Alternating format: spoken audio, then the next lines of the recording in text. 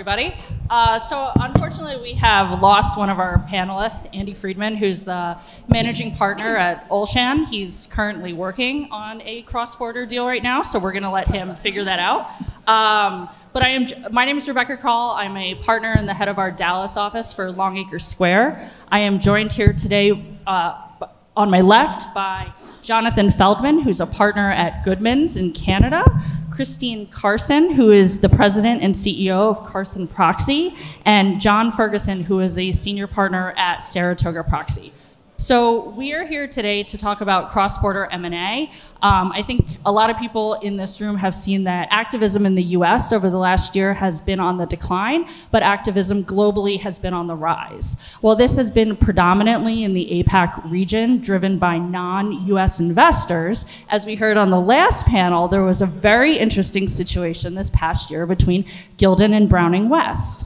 Now, without getting into the results and a lot of the drama back and forth, what was most interesting about the situation, at least to me, was that we saw a lot of the tactics that have typically come out of APAC companies versus US investors used in this situation by Gildan. So we saw a lot of litigation, we saw entrenched governance maneuvers, we saw quick board changes, and we saw a lot of anti-American rhetoric and communications. So my first question, and this is to you, John, is that typical? Is that what a US investor can expect when they go abroad? Well, the answer is yes and no. And Andy and I actually worked together on Gildan. We represented Browning West together. The cross-border fight that's happening right now, we're opposite, which is why he's not here. He's afraid to sit here with me. But Gildan was kind of a one-of-a-kind type of fight, and it was, I'd say that the closest analog to it was Starboard Darden about 10 years ago. And the reason why, and we can get into all of the details about it, but in the earlier panel, they alluded to the fact that we replaced the entire board, but we actually replaced the entire board twice in the same fight. And that was something that, we've never seen. The board was, came up with a whole bunch of crazy tactics, and we can talk about those, but the result of it was they pissed off their shareholders in a way that I've never seen.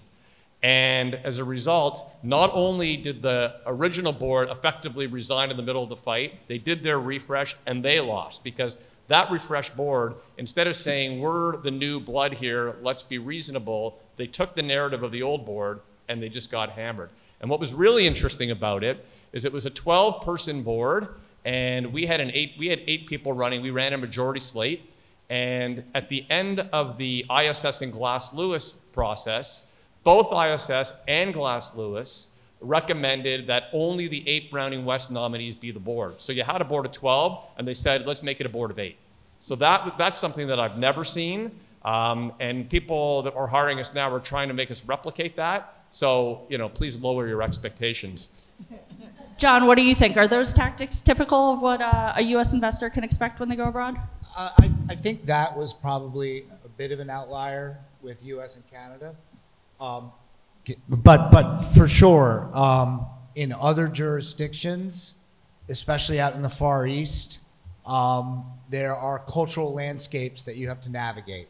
And that's true of not only the shareholder base, but of the board and management as well. And so we've seen the anti-American rhetoric come out. We saw it in the Browning West fight. We see it come out. We saw it, I think everybody remembers the caricatures of Paul Singer that came out around the Samsung fight. Proxy advisory firms have generally shied away from this. Passive investors are not likely to support that. How do you navigate those communications with investors when you're dealing with cross-border, when a client may want to push that rhetoric, but you know that it's not going to be well received with investors? I mean, you got to do it anyway. And listen, John Kraus said it before, individual holders are different today than they used to be, but you have to be very creative to get your message out there. And that's the use of social media, that's videos, that's boots on the ground locally. So it's really all of the above.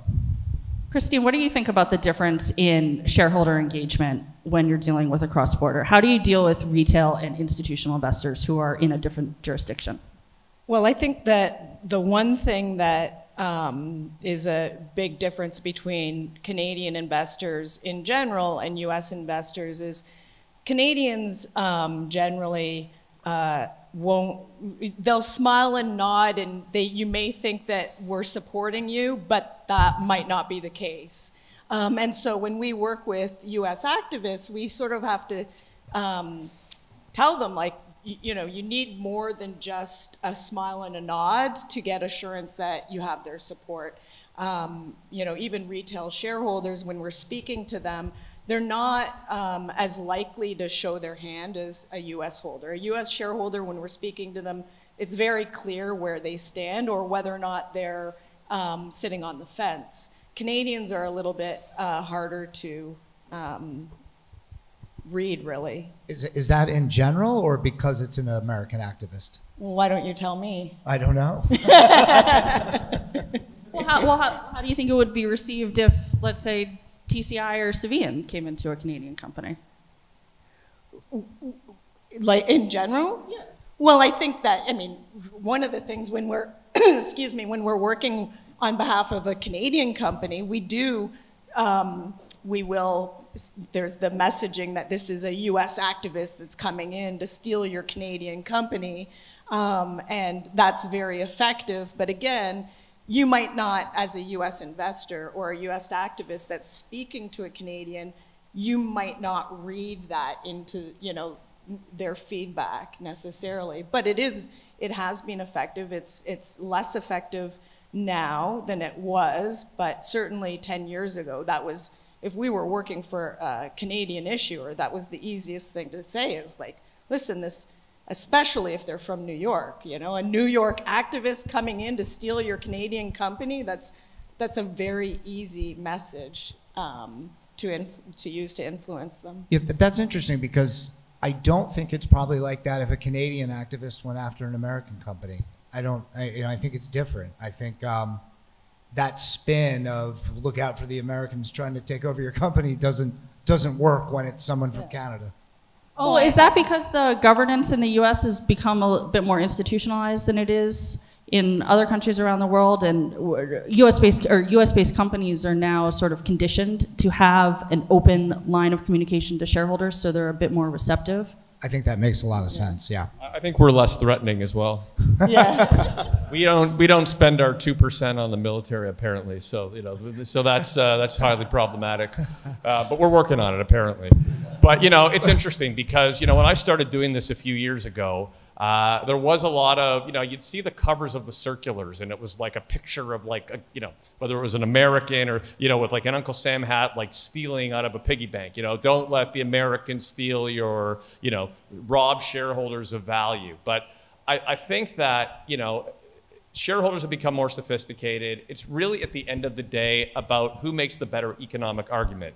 And just going back to Browning West as an example, because, you know, this Gildan really was unique.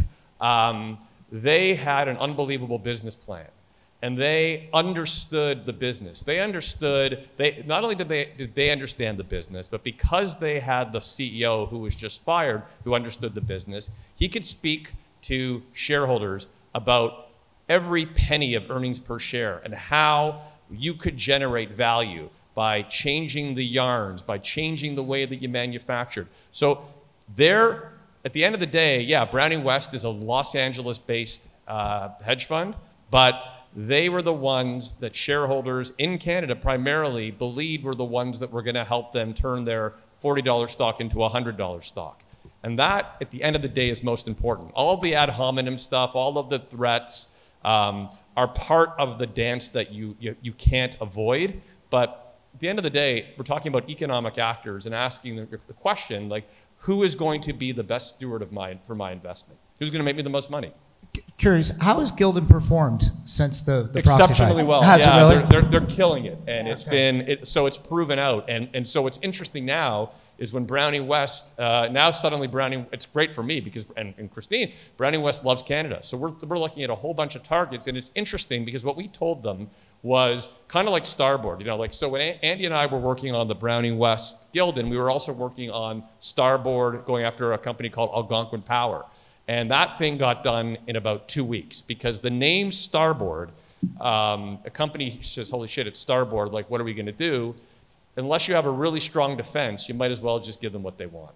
And so I think that once an activist proves that they have done the work, they know what they're doing, and they're coming after you because they really know your weaknesses and they will expose them, that's where Starboard's at, and that's where Browning West is getting to be. So, I think now, like, I don't, unfortunately for like those of us that bill by the hour, I don't think that, you know, future Browning West fights are going to go on for months and months and months. I really think they will settle quickly, because I think once an activist has proven, A, they're prepared to go all the way. And one thing we talked about was they threw every sort of bomb in the way. They made regulatory challenges saying that we were acting jointly and in concert, i.e. as a group. They sued them for illegal solicitation.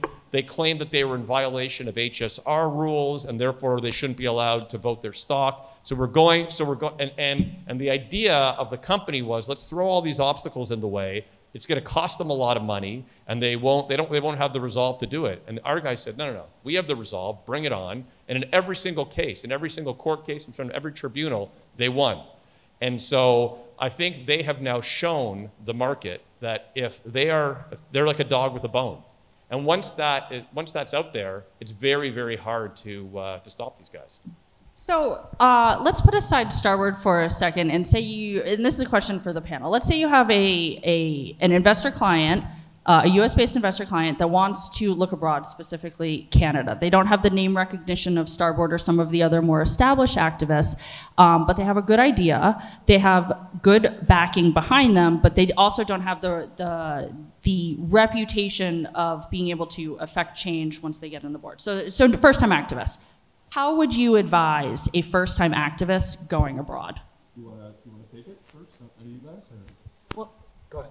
I think the number one thing is that you have to be able to attract high-quality director nominee candidates. And I think that that's one benefit that U.S. activist investors have is, you know, their outreach and their ability to attract world-class directors sometimes is better than what the Canadian issuer can. And I think that that's what we saw in Gildan, bringing it back to Gildan. But I mean, that's a perfect example. Browning just was able to line up better director nominees than the company was.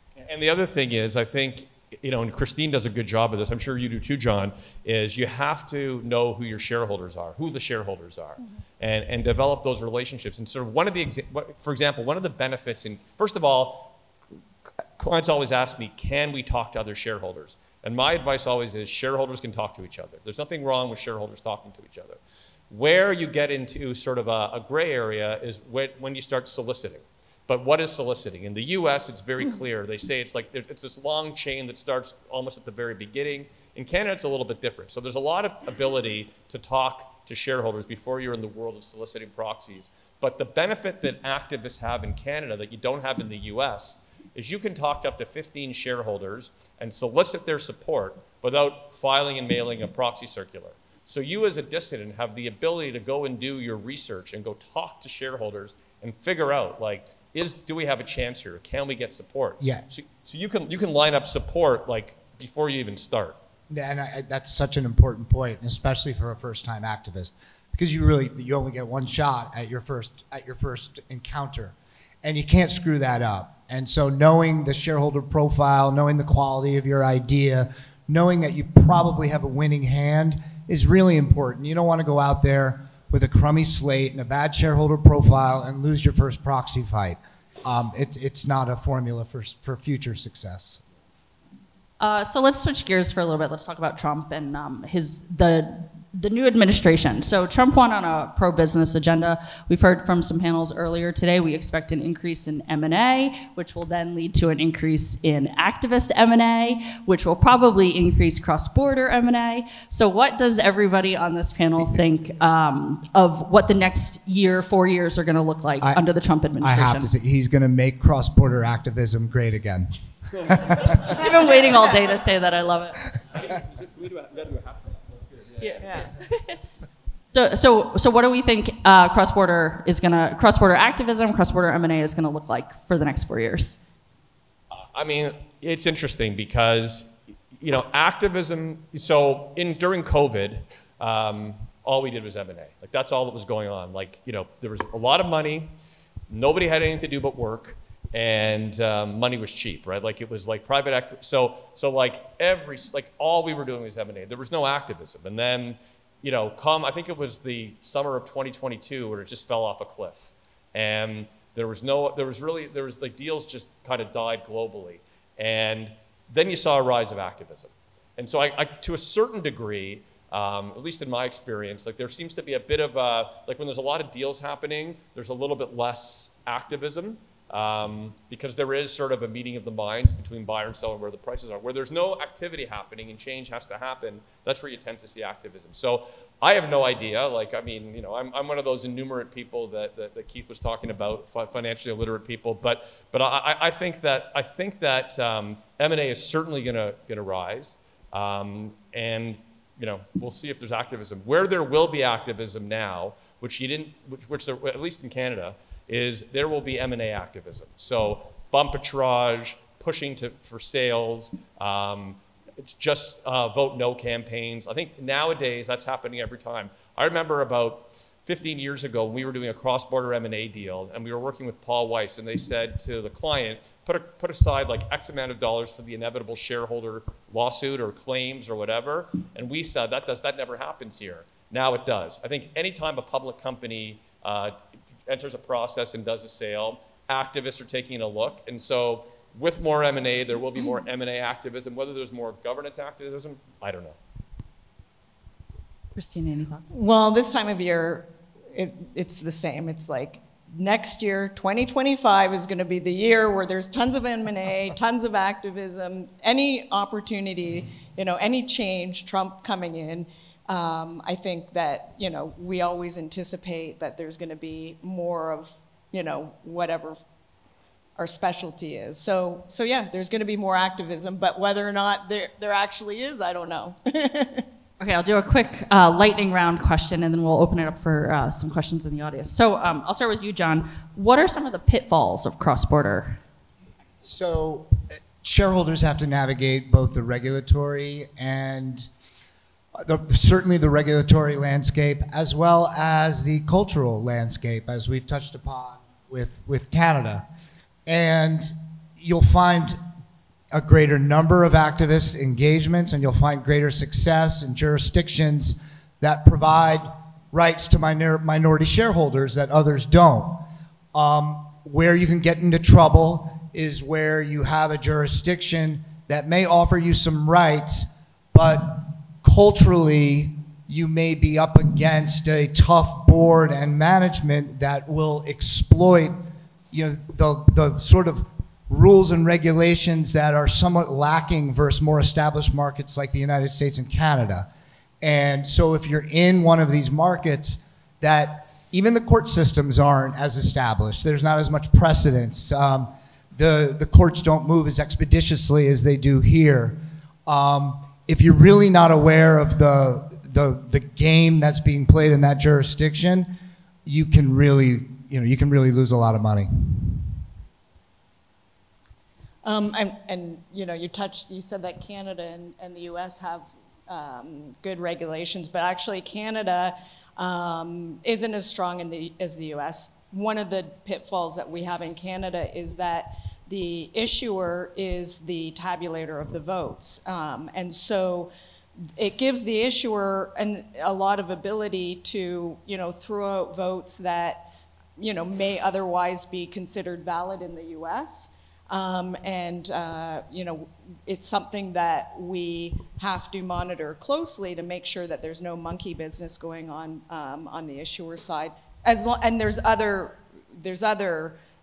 issues as well, but for me, that's the biggest one.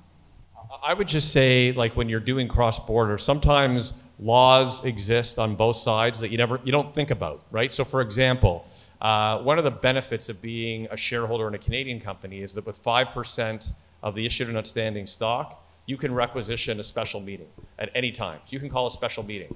So what people do is they build a position of 5%, and off they go, call special meeting. That's under the corporate law, easy peasy. If it's a cross-border company that's listed, let's say on the NASDAQ and on the Toronto Stock Exchange, you also have to think about US rules. So for example,